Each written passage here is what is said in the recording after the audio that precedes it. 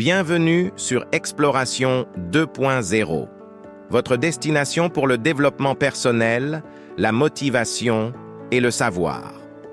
Aujourd'hui, nous explorons une philosophie millénaire qui a aidé des millions de personnes à vivre une vie plus sage et plus équilibrée. Le stoïcisme. Pour que vous puissiez bien assimiler cette philosophie et la mettre en pratique dans votre vie quotidienne, on a pris le temps de préparer minutieusement cette vidéo. Restez avec nous jusqu'à la fin. Abonnez-vous à la chaîne et partagez la vidéo avec 3 personnes de votre entourage afin que ce contenu soit accessible à beaucoup plus de personnes. Maintenant, allons-y. L'origine du stoïcisme. Le stoïcisme trouve son origine dans la Grèce antique, vers 300 avant Jésus-Christ. Il a été fondé par un philosophe nommé Zénon de Citium. Zénon, après avoir fait naufrage et perdu toutes ses possessions, s'est rendu à Athènes et a commencé à étudier auprès des philosophes cyniques et socratiques. Cependant, il finit par développer sa propre école de pensée. Le nom de stoïcisme vient du mot stoa, qui signifie portique en grec. C'est dans un portique peint à Athènes que Zénon et ses disciples se rassemblaient pour discuter de la philosophie. Les pionniers du stoïcisme.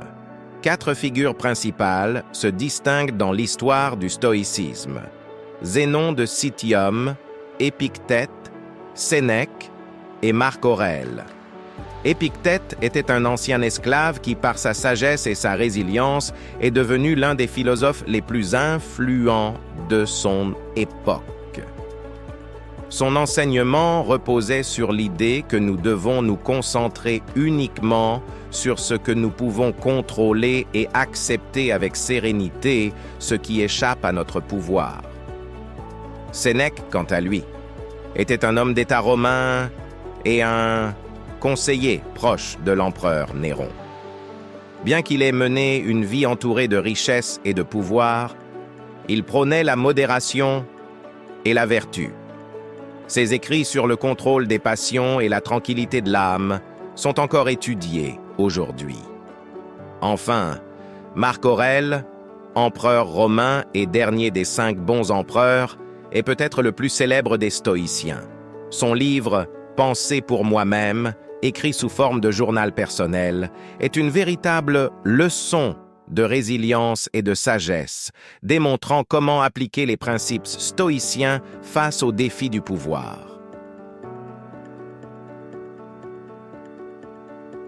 L'évolution du stoïcisme à travers le temps. Le stoïcisme a traversé les siècles.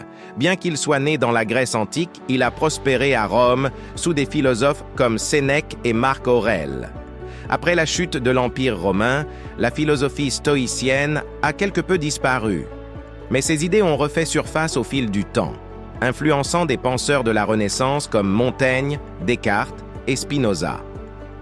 Le stoïcisme moderne a connu une renaissance, notamment grâce aux œuvres de philosophes contemporains tels que Ryan Holiday et Massimo Pigliucci, qui ont contribué à rendre cette philosophie accessible à un public plus large.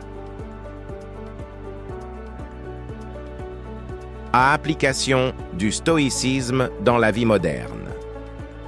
Le stoïcisme est bien plus qu'une philosophie abstraite. C'est un guide pratique pour mener une vie meilleure.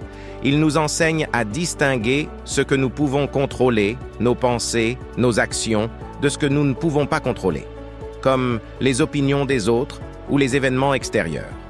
Cette simple distinction peut transformer la manière dont nous réagissons face aux difficultés de la vie.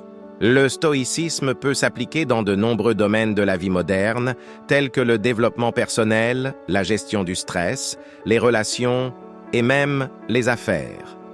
En se concentrant sur nos propres actions et réactions, nous devenons plus résilients face aux épreuves et nous pouvons ainsi trouver la paix intérieure, même dans des moments difficiles. Le stoïcisme est une philosophie intemporelle qui nous invite à vivre avec sagesse, à rechercher la vertu et à accepter ce que nous ne pouvons pas changer. En appliquant ces principes dans notre quotidien, nous pouvons améliorer notre bien-être mental et émotionnel et affronter les défis de la vie avec sérénité. Abonnez-vous, aimez cette vidéo et laissez un commentaire pour nous dire ce que vous pensez du stoïcisme et comment vous pourriez l'appliquer dans votre vie personnelle.